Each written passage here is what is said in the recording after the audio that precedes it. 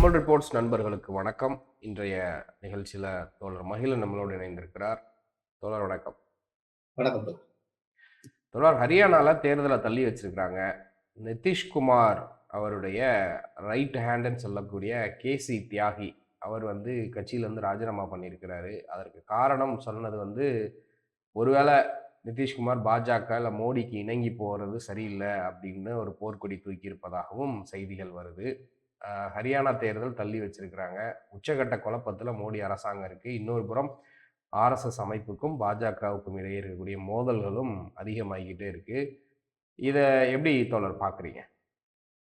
கேசி அவர் ஒரு ஒரு கடிதம் எழுதியிருக்காரு. அந்த கடிதத்துல நான் சமீப காலமாவே இந்த செய்தி தொடர்பாளர் பதவியில் ஊடகத்துல தோன்றி கருத்து சொல்றதை குறைச்சிட்டு வரேன். அதற்கான காரணம் என்ன அப்படிங்கிறத அவரு வெளிப்படையா சொல்லல. என்னுடைய தனிப்பட்ட காரணங்கள் அப்படின்னு முடிச்சுக்கிறாரு. ஆனால் அந்த கடிதத்தில் என்ன இருந்தது அப்படிங்கறத பத்தி லோக்கல் ஊடகங்கள் என்ன சொல்றாங்கன்னா, அந்த வக்ஃப் போர்டு திருத்த சட்டம் அதை கடுமையா கேசி எதிர்த்து இருக்கிறாரு. அதை இவங்க நிதிஷ் தரப்புல அவங்களுக்கு இந்த என்ன அரசியல் காரணங்கள் தானே, இந்த கூட்டணிக்குள்ள குழப்பம் வந்துடக்கூடாது, அவங்க தேவைகளை பெற்றுக்கணும் அப்படிங்கறதுனால பெரிய அளவுல எதிர்ப்பு காட்டாம இருக்காங்க அப்படிங்கிறது இவருடைய கோபமா இருக்கு. இஸ்லாமியர்கள் மத்தியில இந்த பொது சிவில் சட்டம், இது மாதிரி வக்ஃப் போர்டு திருத்த சட்டம் இப்படி தொடர்ந்து இவங்க கொண்டு வர்றது கடுமையா எதிர்க்கிறாரு. இப்போ காசாவில் போர் போன்றவை அவர் முக்கிய பிரச்சனை அப்படின்னு அந்த தியாகி சொல்றாரு. இதற்கு கட்சி தலைமை முறையாக பிஜேபி கிட்ட எதிர்ப்பு தெரிவிக்கல. இன்னும் சொல்ல போனா பிஜேபியில நீங்க கூட்டணி வைக்கிறதே தப்பு, அவங்க இஸ்லாமியர்களுக்கு எதிராக இருக்கிறாங்க, கூட்டணியை கைவிடுங்க, அப்படி இல்லைன்னா நான் வெளியேற வேண்டி இருக்கும் அப்படிங்கிறத அவர் நீண்ட காலமா சொல்லிட்டு இருக்கிறாரு. அப்படி இதை அவங்க பரிசீலிக்கல, இந்த ஆட்சியில பங்கேற்கணுங்கிறதுக்காக அதை தள்ளி போடுறாங்க அப்படிங்கிறதா அவருடைய கோபமா இருக்கு. அதனால ராஜினாமா செஞ்சிருக்காங்க. அவர் இடத்துல ராஜீவ் ரஞ்சன் அப்படிங்கிறவர் இன்னைக்கு போட்டிருக்காங்க அப்படிங்கிற செய்தி. இப்ப இது ஒரு பெரிய அளவுல உட்கட்சிக்குள்ள ஒரு பெரிய அளவுல ஒரு மாற்றத்தை, ஒரு பூசலை ஏற்படுத்தி இருக்கிறது. இந்த பிஜேபியில தொடர்ந்து இது போன்ற கட்சிகள் இப்போ இவங்க கூட வரலாம், நம்ம சந்திரபாபு நாயுடு கட்சியில கூட இப்படி வரலாம். தொடர்ந்து இது மாதிரி மாநில அரசுக்கு எதிராக நாம என்ன நினைச்சோம்னா, கூட்டணியில இருக்கிறதுனால இந்த 5 ஆண்டுகள் இவங்க இந்த மாதிரி நடந்துக்க மாட்டாங்க, இந்த 5 ஆண்டுகள் கொஞ்சம் நிதானமா இருப்பாங்க, கூட்டணியோட நெருக்கடியின் காரணமாக மாநிலத்துக்கு எதிரான விஷயங்களை செய்ய மாட்டாங்க அப்படின்னு நினைச்சோம். ஆனா அவங்க அப்படி இல்ல, ஒன்னொன்னா கொண்டு வர்றதுக்கு முயற்சி பண்றாங்க. அதுல இவர்கள் என்னதான் எதிர்ப்பை காட்டினாலும் இதை கைவிடாத வரைக்கும், பிஜேபி இந்த மாதிரியான ஸ்ட்ராட்டஜியை கைவிடாத வரைக்கும் இந்த நெருக்கடி லோக்கல்லையும் இருக்கும் அப்படிங்கிறதா இன்னைக்கு முக்கியமான பிரச்சனை. அது சந்திரபாபுக்கும் இன்னைக்கு நெருக்கடியா மாறும். இப்போ நிதிஷ்குமாருக்கு அது மாறி இருக்கு.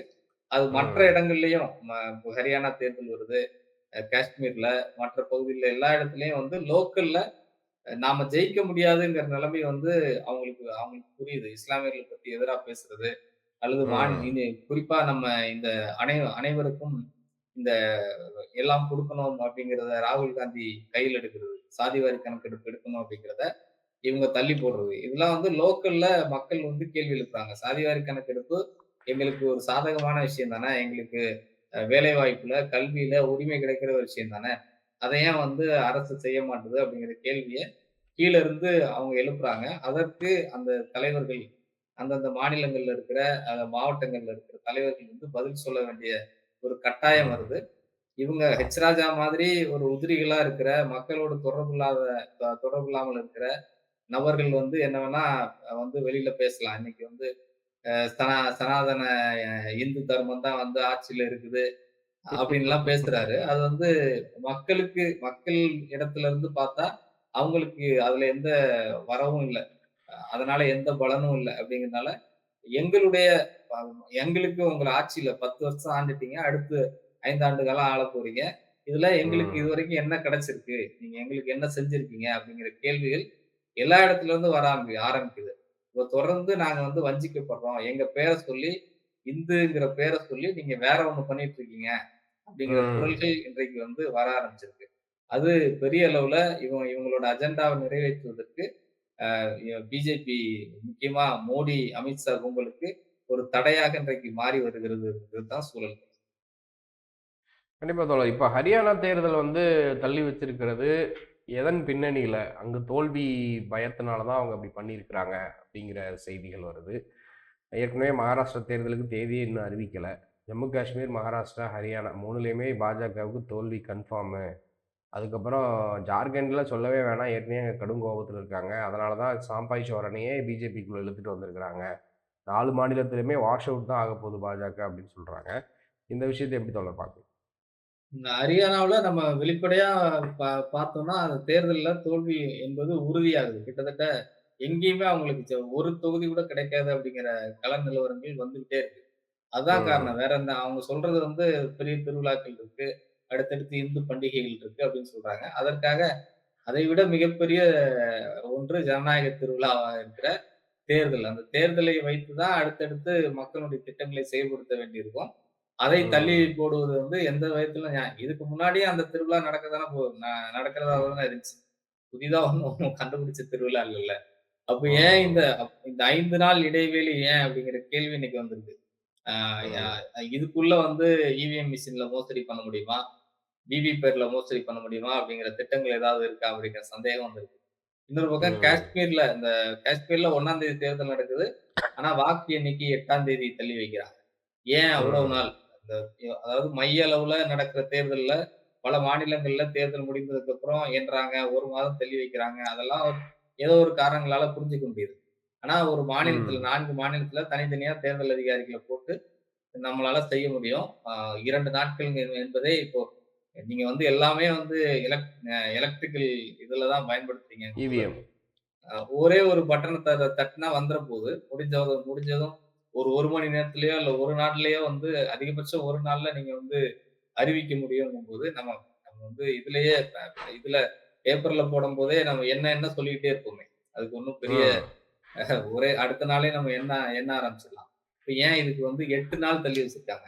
ஹரியானா ம். தேர்தலுடைய ரிசல்ட் 8ஆம் தேதி வருது. அதே வந்து காஷ்மீர் தேர்தலுடைய முடிவுகளும் வருது. 8 நாள் ஏன் தள்ளி வச்சிருக்காங்க? அப்படிங்கிற ம். கேள்விலாம் இப்போ வந்து எழ ஆரம்பிச்சிருக்கு. தேர்தல்ல குழப்பம் விளைவிக்க பாஜக மீண்டும் முயல்கிறது. தேர்தல்ல ம். என்னென்ன மோசடி செய்ய முடியுமோ, தேர்தல் ஆணையத்துக்கு வந்து அதை செய்யறதுக்கும் இன்னைக்கு தயாராயிட்டாங்க. அதுக்கு தான் வந்து தேர்தல் ஆணையம் ஒரு உருப்படியான காரணத்தை இந்த இந்த விஷயத்துல சொல்லல. அவங்க இதுக்கு முன்னாடியும் சொல்லல, இப்பவும் சொல்லப் போறதில்ல. ஆனா அந்த ம். தேர்தல் ஆணையத்தை கையில் வைத்துக் கொண்டு தான் பிஜேபி இந்த தேர்தலை சந்திக்கப் போகிறதுங்கிறது மட்டும் நமக்கு தெளிவா தெரியுது. பல மோசடி வேலைகளை செய்ய காத்திருக்கிறாங்க. அதையும் தாண்டி, அதையும் மீறி தான் வந்து காங்கிரஸ் கட்சி அல்லது மற்றவர்கள் அங்க ஜெயிப்பதற்கான வாய்ப்பு இருக்கு அப்படிங்கிறது இன்னைக்கு கள நிலவரம். இத ஒட்டி தான் தோழர் இப்ப அந்த ஹரியானா, அப்புறம் ஹிந்தி பெல்ட்ல இருக்கக்கூடிய மாநிலங்கள்ல இப்போ தொடர்ந்து ஒரு 2, 3 வாரங்களா பார்த்தீங்கன்னா, முஸ்லிம்களுக்கு எதிரான ஒரு வெறுப்பு, ஒரு வன்முறை, ஆ சாதாரண துணி எடுத்துட்டு போனவங்க, பீஃப் எடுத்துட்டு போனாங்கன்னு சொல்லிட்டு அடிச்சு கொன்றுருக்கிறாங்க. அத குறிச்சு இப்ப ராகுல் காந்தி அவர்கள் கூட கண்டனம் கூட தெரிவிச்சிருக்கிறாரு. இது எல்லாமே தோல்வி பயத்தினுடைய வெளிப்பாடு. ஏன்னா, இப்பவே வந்து போலரைஸ் பண்ணணும் மக்கள. மக்கள வந்து பயமுறுத்தணும் அப்படிங்கிற ஒரு இடத்துக்கு நகர்ந்துகிட்டு இருக்கிறாங்க பாஜக. ஏன்னா நல்லா தெரிஞ்சிருச்சு, இவங்க நியாயமா எப்படி போனாலும் ஜெயிக்க வாய்ப்பில்ல. இப்படிதான் பண்ணி தான் ஏதாவது தாக்கு பிடிக்க முடியுதான்னு பார்க்கணும்னு சொல்றாங்க. இந்த விஷயத்த எப்படி பார்க்குறீங்க? ஆமா. அவங்க வந்து இதுதான் வந்து வன்முறை தான் தீர்வு. வன்முறை தான் இவங்களுக்கான இறுதி வழி அப்படின்னு நெனைக்கிறாங்க. எந்த மக்களுக்கு நன்மை பயக்கிற எந்த திட்டத்தையும் இவங்க செய்ய போறதில்ல. ஏற்கனவே எல்லாத்தையும் தனியார் துறைக்கு மாத்திர்றது. சேம நலத்திட்டங்கள், மக்கள் நலத்திட்டங்கள் எல்லாத்தையும் நிறுத்திடுறது. அப்படிங்கிறது தான் பிஜேபிக்கு எதுக்கு உலக நாடுகள் பெரிய அளவுல ஆதரவு குடுக்குறாங்க. ஏன் அமெரிக்கா வந்து இந்தியாவை அவ்வளவு நட்பு சக்தியா கருதுதுன்னா, அவங்களோட பாலிசி அது. அவங்க வந்து ம். சேமநல அரசுகள் கிடையாது. அவங்க வந்து முதலாளிகளுக்கான அரசா இருக்கிறாங்க. அங்க வந்து எல்லாமே நீங்க இங்க மருத்துவ இலவசம். நம்ம ராஜா கூட சொல்றார்ல, அந்த ம். விஜய் நடிச்ச படத்துல, இங்க வந்து மருத்துவம் வந்து லட்சக்கணக்கான பணம் செலுத்த வேண்டியது இருக்கு. இலவசமா ம். குடுக்க முடியாதா? கல்விய இலவசமா குடுக்க முடியாதான்னு விஜய் வந்து கேள்வி எழுப்புறாரு. அது தப்பு. நம்ம ஊர்ல இலவச மருத்துவம் இருக்கு. கவர்மெண்ட் ஹாஸ்பிட்டல் இருக்கு. அப்படின்னு வரிசையா வரிசையா சொல்றார்ல. அத ஆமா. எல்லாத்தையும் மாத்துவதற்கான முயற்சி தான் வந்து பிஜேபி பண்ணுது. இந்த ம். எல்லாத்தையும் ரயில வந்து முழுசா குடுக்க போறாங்க. தனியார்ட்ட இப்போ ஒவ்வொரு ஸ்டேஷனா குடுக்க போறாங்க. மெட்ரோ ம். ஏற்கனவே வந்து அது வந்து ஒரு பிரைவேட் இதுதான். அ மெட்ரோ இப்ப நம்ம சென்னையில தேனாம்பேட்டையில இருக்கு அதோடைய அலுவலகம். அது வந்து ஒரு பிரைவேட் ம். லிமிட். அ கட்டிக் குடுக்குறது பிரைவேட் லிமிடெட். அத பராமரிக்கிறது வந்து தனித்தனியா எடுத்துக்கலாம். ஒரு பேங்க் வந்து பராமரிக்கலாம் ஒரு ஸ்டேஷன. அந்த மாரி மாறிச்சு. இதே போல லோக்கல் ஸ்டேஷனையும் இப்ப குடுக்க போறாங்க. ஒவ்வொரு வழித்தடத்தையும் ஒரு ஒரு முதலாளிக்கு குடுக்க போறாங்க. அல்லது ஒட்டுமொத்தமா ம். அதானி போன்றவர்களுக்கு குடுக்க போறாங்க. இப்படி எல்லாவற்றையும் தனியாருக்கு மாத்துறது, மக்களுக்கு ஒண்ணும் இல்ல அப்படிங்கிற இடத்துல தான் இவங்க ஆட்சிய வந்து உலக நாடுகள் ஆதரிக்குது. அமெரிக்கா போன்ற வல்லரசு நாடுகள் ஆதரிக்குது. அவங்களுக்கு கண்டிஷனே இவங்க ஐநா இருக்கு. ஐநா போன்ற நிறுவனங்களுடைய கண்டிஷனே, உலக வங்கியினுடைய நிதி நிறுவனங்களுடைய கண்டிஷனே மக்களுக்கு எதையுமே சேவையா வழங்கக்கூடாது. எல்லாத்துலயும் வந்து லாப நோக்கு இருக்கணும். நீங்க ஒண்ணு குடுத்தீங்கன்னா, அதுக்கு ரிட்டர்ன்ஸ் வரணும். அவங்கள வந்து ம். நீங்க தவணை முறையில கூட கட்ட வைங்க. இப்ப நம்ம குடிசை மாற்று வாரியத்துக்குலாம் அப்படிதான். தவணை முறையில கூட கட்ட வைங்க. யாருக்கும் இலவசமா எதுவுமே குடுக்காதீங்க. இப்ப மருத்துவத்துக்கு நம்ம ம். போடுற ஒப்பந்தங்கள் எல்லாமே வந்து இலவசம் தான். அதனால தான் நம்ம கொரோனா காலத்துல கூட ஊசிய ஃப்ரீயா தடுப்பூசி. குடுக்க முடியல. தடுப்பூசிய வந்து ஃப்ரீயா குடுக்க முடியல. அதையும் கூட லாபகரமா லாபகரமா இல்லன்னா கூட, குறைந்த ம். விலையாவது வாங்கிட்டு தான் குடுக்கணும் அப்படிங்கிறது தான் அவங்களுடைய நிலைப்பாடு. இதுதான் இன்றைக்கு வந்து மக்கள்ட்ட பெரிய கேள்வியா இருக்கு. மக்கள் இந்த 15 ஆட்சி ஆண்டு காலம் அவங்க ஆட்சி செய்ய போறாங்க. 10 ஆண்டுகள் நிறைவடைந்துச்சு. இந்த 15 ஆண்டு ம். காலத்துல எங்களுக்கு என்ன கிடைக்க போகுது? மோடி அரசால் எங்களுக்கு கிடைத்தது என்ன? நாங்க இந்துங்கிற பேரால உங்களுக்கு ஓட்டு போட்டோம். இன்றைக்கும் இந்துன்னு பேசுறீங்க. இந்துக்களுக்காக தான் நாங்க ஆட்சி செய்றோம்னு சொல்றீங்க. இந்த இஸ்லாமிய வெறுப்பு ம். பிரச்சாரம், இது அப்படிங்கிறது வந்து எந்த அளவுக்கு எங்க வாழ்க்கையில பிரதிபலிச்சிருக்கு? எங்க வாழ்க்கையில என்ன முன்னேற்றம் அடைந்திருக்கு? ஏன்னா அதானி, அம்பானி போன்ற பெருமுதலாளிகள் உச்சம் தொட்டிருக்கிறாங்க. உலக அளவுல வந்து உச்சம் தொட்டிருக்கிறாங்க. ஆனால் இங்க ஏழை பாழைகள் என்ன நிலைமையில இருக்காங்க? அதைத்தான் வந்து ம். இன்னைக்கு ராகுல் காந்தியும் கையில் எடுத்து பேசுறாரு. இங்க இருக்கிற அனைத்து தரப்பு மக்களுக்குமான அ இடம் எங்க இருக்கு? அவங்களுடைய பங்களிப்பு எங்க இருக்கு? இந்த ஆட்சியில அவங்களுடைய பங்கேற்பு எங்க இருக்கு?